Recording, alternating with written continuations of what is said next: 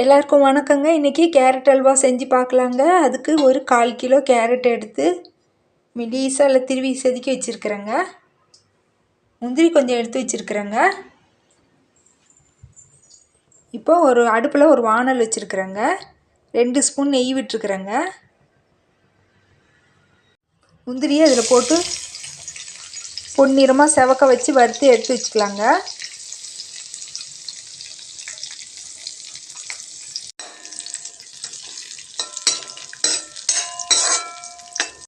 முந்திரி பொன்னிறமாக வறுபட்டுடுச்சிங்க.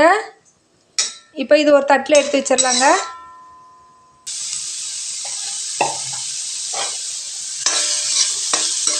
நெய்யில் நல்லா வதக்கி எடுத்துக்கலாங்க.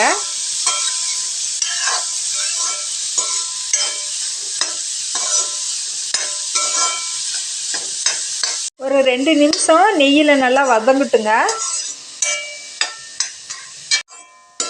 கேரட்டில் இருக்கிற ஈரம் சுண்டுற வரைக்கும் ஒரு 2 நிமிஷம் நல்லா நெய்யில் வதங்கட்டுங்க.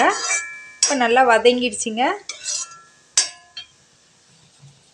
இப்போ இது வேகிறதுக்கு பால் கொஞ்சம் சேர்த்துக்கலாங்க.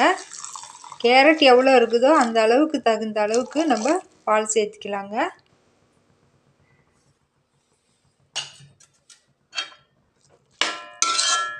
இது கொஞ்சமாக இருக்கிறதுனால நான் ஒரு 3/4 டம்ளர் பால் சேர்த்துக்கிறேங்க.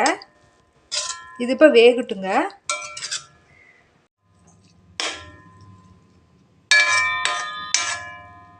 இப்போ பாலில் வெந்து நல்லா சுருங்கிடுச்சுங்க. தேவையான அளவுக்கு சர்க்கரை சேர்த்துக்கலாங்க.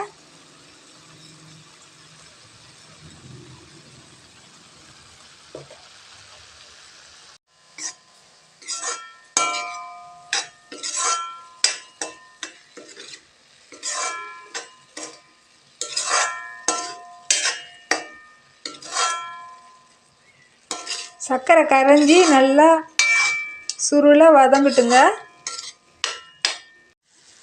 ஏலக்காய் தூள் கொஞ்சமாக சேர்த்துக்கலாங்க.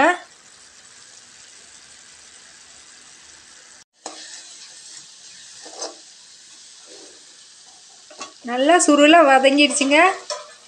இப்போ எடுத்து வச்ச முந்திரியை சேர்த்துக்கலாங்க.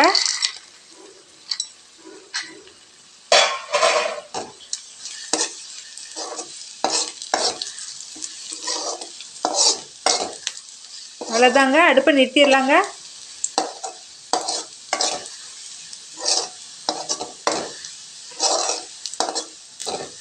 வந்துடுச்சிங்க. இப்போ அல்வா தயாராகிடுச்சிங்க.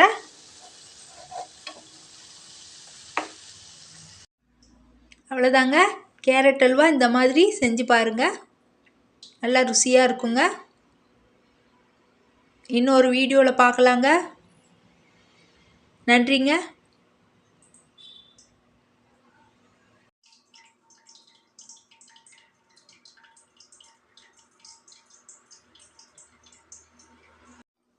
கேரட்டு பாதி தனியாக எடுத்து வச்சுட்டு இப்போது நாட்டு சர்க்கரை போட்டு இதில் கொஞ்சம் செய்யலாங்க.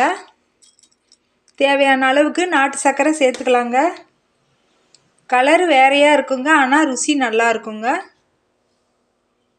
விருப்பப்பட்ட அந்த மாதிரி செஞ்சு பார்க்கலாங்க. இப்போ தேவையான அளவுக்கு ஏலக்காய் தூள் சேர்த்துக்கலாங்க. நல்லா கிளறி விட்டுக்கலாம்.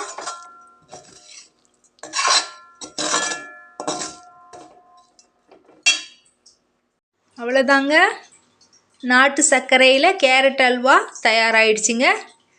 இந்த மாதிரி விருப்பப்பட்டால் செஞ்சு பார்க்கலாங்க. நான் செஞ்சு பார்த்தேன், எனக்கு பிடிச்சிருந்ததுங்க. விருப்பப்பட்டால் செஞ்சு பார்க்கலாங்க. இந்த மாதிரி செஞ்சு பாருங்கள், நல்லா ருசியாக இருக்குங்க. இன்னொரு வீடியோவில் பார்க்கலாங்க. நன்றிங்க.